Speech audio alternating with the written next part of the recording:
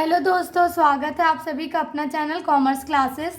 तो आज हम पढ़ने वाले हैं पुनर्मूल्यांकन खाता। ठीक है, मतलब पुनर्मूल्यांकन खाता का प्रारूप पढ़ने वाले हैं। ठीक है, मैंने इससे पहले वीडियो में पुनर्मूल्यांकन खाता क्या होता है और उसको कौन कौन सी दशाओं में बनाया जाता है और पुनर्मूल्यांकन से संबंधित जनरल प्रविष्टि के बारे में बताया है पार्ट 1 में। ठीक है, तो यदि आप लोगों ने उस वीडियो को नहीं देखा होगा तो उस वीडियो का लिंक मैं इस वाले वीडियो के डिस्क्रिप्शन में डाल दूंगी, तो आप सभी उस वीडियो को भी देख सकते हैं। ठीक है, तो देखो पुनर्मूल्यांकन खाता का प्रारूप कैसे होता है। ठीक है, तो सबसे पहले देखो इसका क्या होता है। प्रारूप में विवरण आता है, फिर क्या आता है राशि, फिर क्या आता है विवरण और फिर क्या आएगा राशि। मतलब जो बायां पक्ष का विवरण और राशि है वो क्या कहलाता है, विकलन पक्ष के लिए होता है।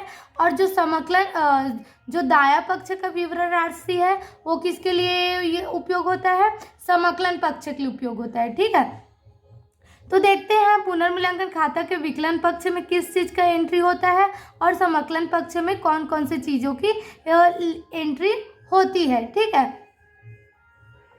तो देखो पुनर्मूल्यांकन खाता में सबसे पहले सबसे पहले लेखा क्या है, संपत्तियों के मूल्य में कमी। यदि आपके पुनर्मूल्यांकन खाता बनाते हो और यदि आपके संपत्ति के मूल्य में क्या होता है, कमी होता है, तो कमी संपत्तियों के मूल्य में कमी का लेखा हमेशा कौन से पक्ष में किया जाएगा, विकलन पक्ष में किया जाएगा। ठीक है, और यदि संपत्ति के मूल्य में वृद्धि हो रहा है, यदि आपके प्रश्न में लिखा गया है कि संपत्ति के मूल्य में क्या हो रहा है, वृद्धि हो रहा है, तो संपत्तियों के मूल्य में वृद्धि का लेखा हमेशा कौन से पक्ष में होता है, समकलन पक्ष में होता है। ठीक है, अब देखो सेकेंड, दायित्वों के मूल्य में वृद्धि। मतलब आपके जो दायित्व है, जिम्मेदारी है, मतलब आपका जो कर्ज है, ठीक है, उसमें क्या होता है, वृद्धि होता है। क्या होता है जी, वृद्धि।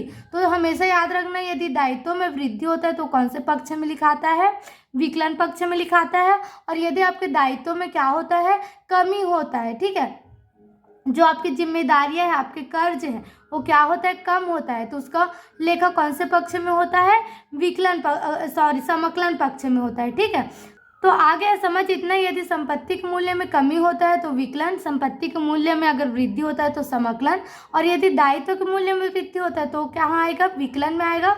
और दायित्व के मूल्य में यदि कमी होता है तो कहाँ जाएगा, समकलन जाएगा। ठीक है, अब देखो क्या है, संचितियों में वृद्धि।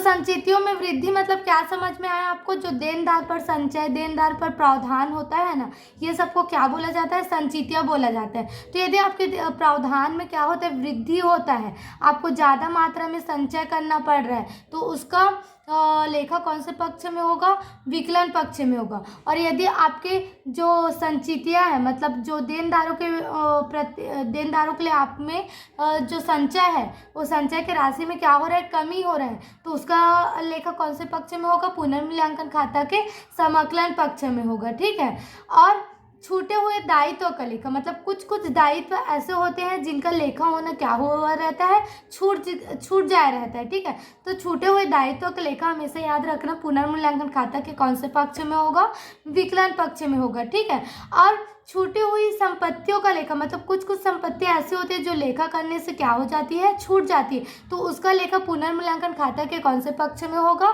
समकलन पक्ष में होगा। ठीक है, अब यहाँ आता है पूंजी खाता। मतलब देखो यहाँ ये जो चार लेखा है ना, इसी के अंतर्गत क्या बन जाता है, हमारा पुनर्मूल्यांकन खाता बन जाता है। ठीक है, अब उसके बाद हम योग करते हैं, दोनों पक्ष का क्या करते हैं, योग करते हैं, विकलन और समकलन पक्ष का क्या करेंगे, योग करेंगे। उसके बाद क्या करते हैं, यदि विकलन पक्ष का योग ज़्यादा आया है और समकलन पक्ष का योग कम आया है, तो विकलन में हम लोग जो योग ज़्यादा आया है उसमें कम जो योग है उसको क्या कर देंगे, घटा देंगे।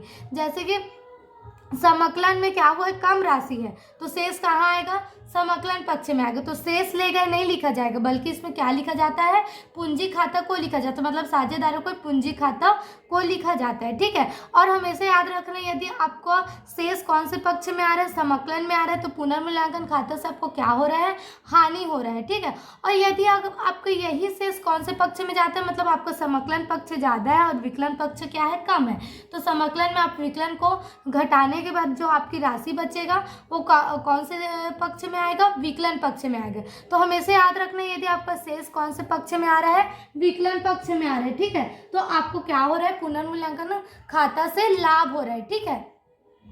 तो ये हो गया आपका पुनर्मूल्यांकन खाता का प्रारूप, ठीक है। अब हम नेक्स्ट वीडियो में पढ़ेंगे कि पुनर्मूल्यांकन खाता बनाया कैसे जाता है, ठीक है।